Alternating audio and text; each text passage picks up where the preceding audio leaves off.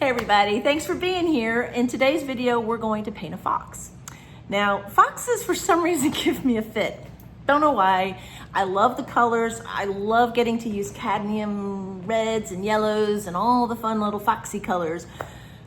But you'll see, this piece kind of gave me a little bit of a fit. It should have only taken me, I figured 2 days. Well, it's taken me longer than 2 days. So you sit tight, come join me in this little YouTube video, and you get to take that ride with me and see, and of course you get to watch it. It's gonna be over in a super expedited period of time since it's time-lapsed.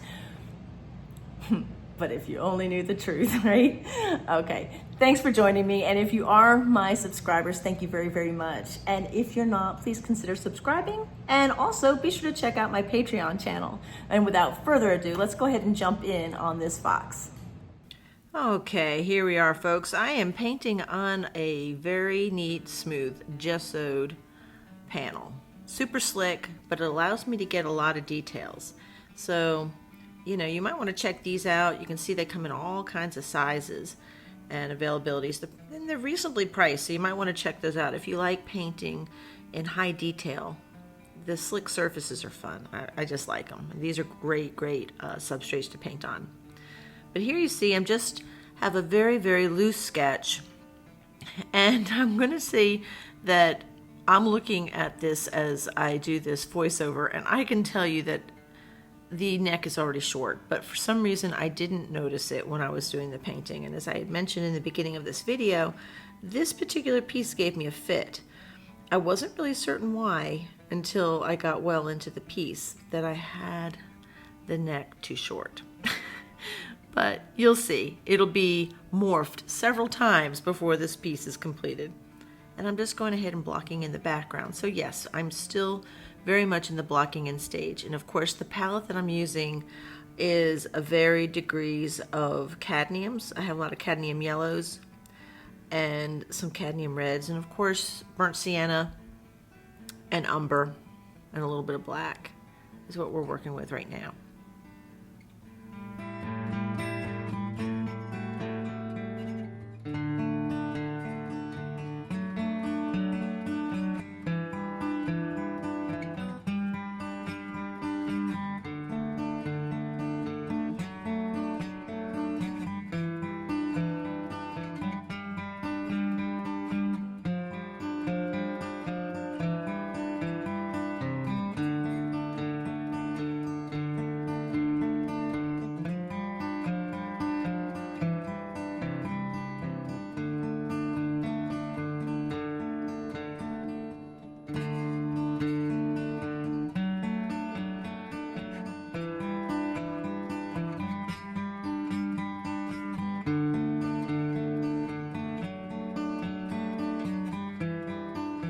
You'll see here that I oftentimes will do the application of paint here in the background. You see I'm just kind of putting this in, and then I will use a very clean natural bristle brush like this big puffy one to smooth out a lot of the brush strokes and just to try to give it a more homogeneous finish in the background.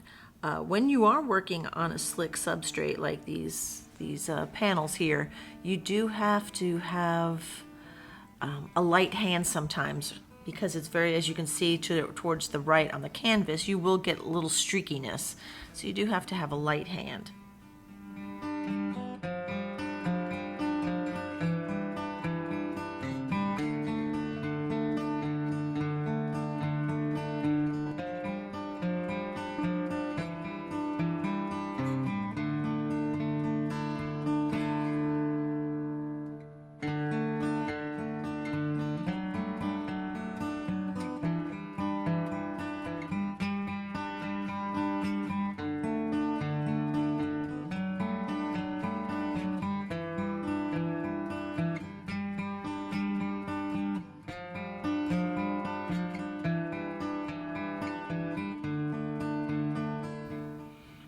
Okay, now I'm getting the face in, right?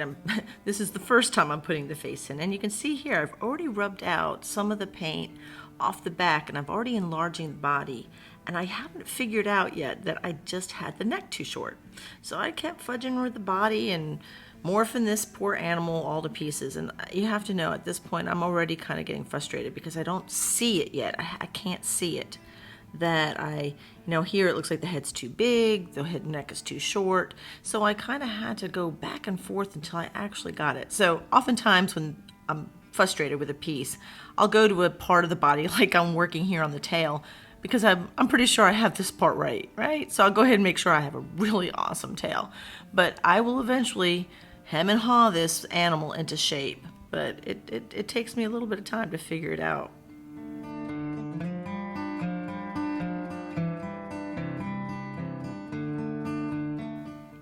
Now I have to watch out for my temperature and value shifts when I'm looking at the underside of this animal versus the top side of the animal. And that's how I'm going to create the depth. Of course, I do have to flip my board around a lot, especially if I'm painting hairs in a particular direction. So you'll see me pick it up, flip it over, pick it up, flip it over. I'm constantly doing that because my arm just works in that direction. But you can see how I'm putting the darker colors underneath that rump area of the fox, and it does give it the depth. Like you can tell that makes it more rounded and that there's shadow underneath there. That's important.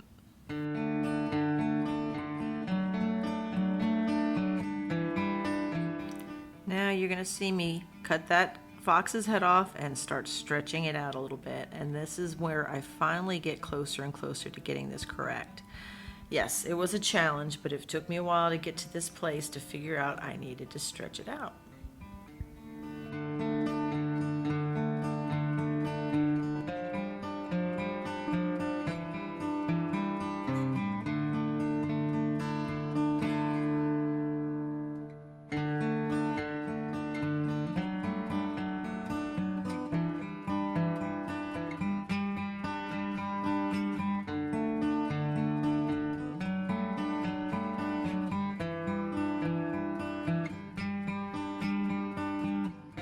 Okay guys, so this is the deal.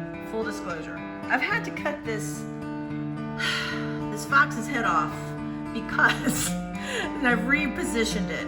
I had the neck, this area was just a little too short. And so you can tell, sorry, you're gonna hear the birds chirping in the background delightfully.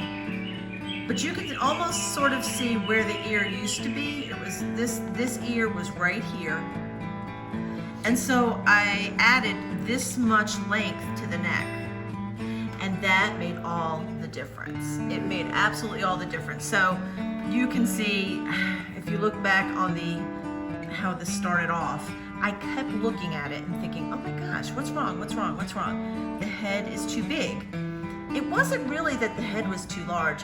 It was more the fact that the neck was too short. So I had to lengthen this section of the body a little bit to accommodate the head. So everything has been moved forward from this point on, and we're talking less than 1/4 of an inch, but when you're talking about a painting that's only like a 9 by 12, 1/4 of an inch is a lot of space.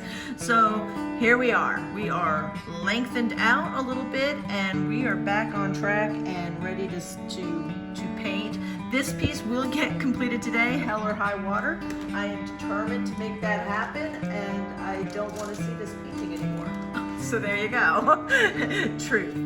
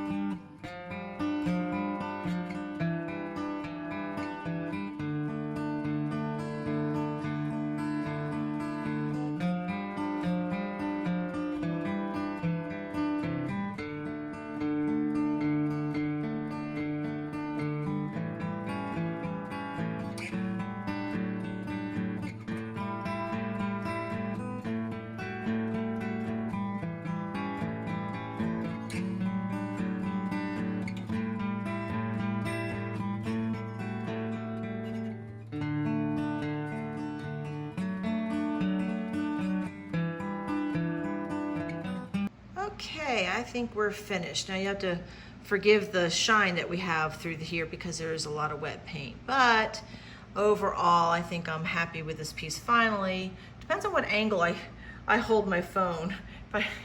It changes a little bit, but yeah, there we go. We have a fox on a rock getting ready to leap off. I had fun, believe it or not, doing stuff like this. The background, it just was more, I don't know, looked a little more foresty and mystical and deep. It made the forest seem deeper and darker than from the reference picture. But overall, I hope that I can get rid of the shine. Let's see if I can move it a little bit. Yeah, that's a little bit better. You can see it there. But anyway, there we go. We have the finished fox piece. And you can see I worked off of several different palettes. This palette's a mess. You can see a lot of yellowy fox colors, lots of gray colors up here. I have several different ones that I worked from. That just happens to be the last one. I know you've seen the rest of them through the video. They've changed quite a bit, but folks, this one took me a little longer than I anticipated because I kept struggling with the actual position of the fox. So until I actually elongated the neck here and shrunk the head down a little bit, I wasn't happy with it, and I couldn't figure out why until I just really had to say, okay, we're cutting this fox's head off in the painting, and scraped it off. And once I did and reapplied, I was actually more happy with the proportions. So there you have it. Well, thanks for sticking with me on this. As you know, here we go. This is the finished piece. And overall, I'm pretty happy with it. I think it turned out pretty well. It looks like this little fox is getting ready to jump down on something. Maybe a little vole, maybe a little rabbit, perhaps a mouse, who knows? Anyway, I did have to elongate the neck. And of course, with all artists, we all have our challenges. And this particular piece was a bit of a challenge, but I think it turned out okay. And I hope you enjoyed watching and following along. And again, thanks. If you're here and you're my subscribers, thank you so much for being here. If you're not, please consider subscribing. Not so hard. And if you like this sort of thing but want to see more, check out my Patreon channel. So again, thanks for joining me. And until next time from Kingsport, Tennessee, see ya.